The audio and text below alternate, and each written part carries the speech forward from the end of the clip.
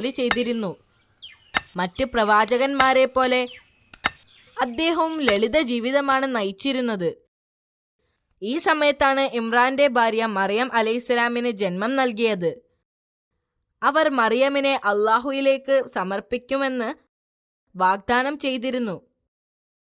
എന്നാൽ കുഞ്ഞു പിറന്ന ഉടനെ ഇമ്രാൻ മരണപ്പെട്ടു. കുഞ്ഞിന്റെ സംരക്ഷണവുമായി ബന്ധപ്പെട്ട് ബനി ഇസ്രായേലിൽ ഒരു തർക്കമുയർന്നു. പ്രവാചകൻ ഏറ്റെടുക്കുന്നതായിരിക്കും നല്ല മാർഗം എന്നവർ തീരുമാനിച്ചു. കാരണം അദ്ദേഹം അവളുടെ അമ്മാവനാണ്. മാത്രമല്ല, ഒരു പ്രവാചകന്റെ സ്വഭാവം ചോദ്യം ചെയ്യപ്പെടാനാവാത്തതാണ്. എന്നാൽ ബനി ഇസ്രായേൽ ആ ആശയത്തിൽ തർക്കിച്ചു. ഇമ്രാന്റെ മകളെ വളർത്തുന്നതിൽ എല്ലാവർക്കും അഭിമാനമായിരുന്നു. അവസാനം ഈ വിഷയത്തിൽ എല്ലാവർക്കും സമ്മതമായ ഒരു തീരുമാനമെടുക്കാൻ ആളുകൾ സമ്മതിച്ചു. പ്രവാചകൻ മാത്രം ഒന്നും മിണ്ടാതെ മാറി നിന്നു. രക്ഷാധികാരിയാകാൻ ആഗ്രഹിക്കുന്ന ആളുകൾ അവരുടെ പേരുകൾ തടികൊണ്ടുള്ള പേനകളിൽ എഴുതി ഒരു പാത്രത്തിൽ ഇട്ടു. എന്നിട്ട് ഒരു കുട്ടിയോട് ആ പെട്ടിയിൽ നിന്നും ഒരു പേന എടുക്കാൻ ആവശ്യപ്പെട്ടു. ആ കുട്ടി തിരഞ്ഞെടുത്ത പേര് സക്രിയ നബി അലൈഹിസ്സലാമിൻ്റേതായിരുന്നു. എന്നാൽ ജനം സന്തുഷ്ടരായിരുന്നില്ല. അവരിൽ പലരും അതൊന്നുകൂടെ ആവർത്തിക്കാൻ ആവശ്യപ്പെട്ടു. തവണ അവർ അവരുടെ പേരെഴുതി പേനകൾ പുഴയിലേക്കെറിഞ്ഞു. ഒഴുക്കിനെതിരെ നീങ്ങുന്ന പേനയുടെ ആൾ മറിയമിൻ്റെ സംരക്ഷകനായിരിക്കുമെന്ന് അവർ തീരുമാനമെടുത്തു. അത്ഭുതം! എല്ലാവരുടെ പേനയും നദിയുടെ ഒഴുക്കിനനുസരിച്ച് ഒഴുകിപ്പോയി. എന്നാൽ പ്രവാചകന്റെ പേന മാത്രം ഒഴുകിപ്പോവാതെ അവിടെ നിന്നു. എന്നാൽ ജനങ്ങൾ ഇതുകൊണ്ട് സന്തുഷ്ടരായിരുന്നില്ല. അവർ ഒരിക്കൽ കൂടി ഇത് ആവർത്തിക്കുവാൻ ആവശ്യപ്പെട്ടു. ഇത്തവണ അവരാവശ്യപ്പെട്ടത് ഒഴുക്കിനനുസരിച്ച് ഒഴുകുന്ന പേനയുടെ അവകാശിയായിരിക്കും വിജയിക്കുന്നത് എന്നാണ്. അവർ അവരുടെ പേനകൾ നദിയിലേക്ക് എറിഞ്ഞു. വീണ്ടും പ്രവാചകൻ വിജയിച്ചു. പ്രവാചകന്റെ പേന ഒഴുക്കിനനുസരിച്ചും മറ്റുള്ളത് വിപരീത ദിശയിലും നീങ്ങി. അത് അള്ളാഹുവിൻ്റെ അനുഗ്രഹമാകുന്നു. ജനങ്ങൾ പലതും ആസൂത്രണം ചെയ്യുന്നു, പക്ഷേ അള്ളാഹു ഉദ്ദേശിച്ചതെന്താണോ അത് നടപ്പാക്കുന്നു. മറ്റു മാർഗങ്ങളൊന്നുമില്ലാതെ പ്രവാചകന് മറിയമിൻ്റെ സംരക്ഷണം ഏൽപ്പിച്ചു കൊടുത്തു. മറിയമും അള്ളാഹുവിൻ്റെ വിശ്വസ്ത അനുയായിയായി വളർന്നു. അവർ കുട്ടിയായിരുന്നപ്പോൾ തന്നെ എപ്പോഴും പ്രാർത്ഥനയിലായിരുന്നു. അവർ ആളുകളിൽ നിന്നകന്ന് ഒറ്റയ്ക്കാണ് താമസിച്ചിരുന്നത്. ഈ കൊച്ചു പെൺകുട്ടിക്ക് ഒരു മാന്ത്രിക ശക്തി ഉണ്ടായിരുന്നു.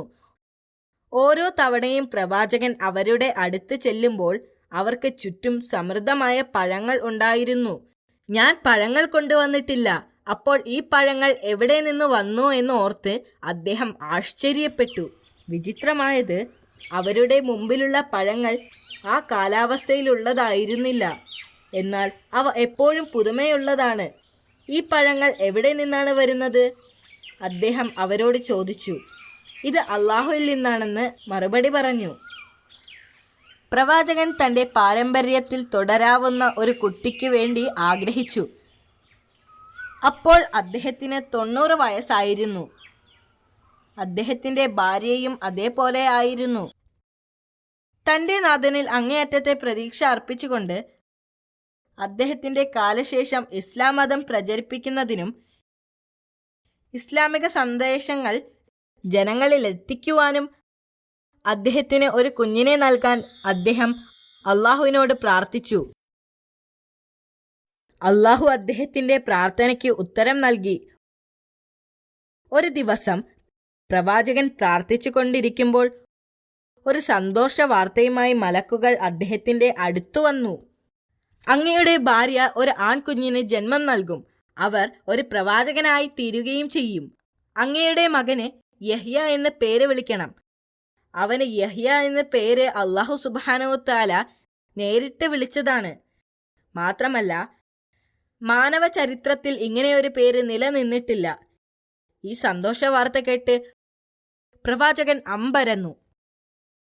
അദ്ദേഹം മലക്കുകളോട് പറഞ്ഞു, എനിക്കെങ്ങനെ ഒരു മകനുണ്ടാവും? എന്റെ ഭാര്യ വന്ധ്യയും എനിക്കാണെങ്കിൽ പ്രായവുമായി. അള്ളാഹു ഉദ്ദേശിക്കുന്നത് നടപ്പാക്കുക തന്നെ ചെയ്യുമെന്ന് മലക്ക് പറഞ്ഞു. നിങ്ങൾ എനിക്കൊരു ദൃഷ്ടാന്തം കാണിച്ചു തരാമോ? അദ്ദേഹം മലക്കിനോട് ചോദിച്ചു. മലക്ക് മറുപടി പറഞ്ഞു, നിങ്ങൾക്ക് 3 ദിവസത്തേക്ക് ആംഗ്യഭാഷയിലല്ലാതെ ആരോടും സംസാരിക്കാൻ കഴിയില്ല. നീ നിന്റെ രക്ഷിതാവിനെ എപ്പോഴും ഓർക്കുകയും വൈകുന്നേരവും രാവിലെയും അള്ളാഹുവിനെ സ്തുതിക്കുകയും ചെയ്യുക.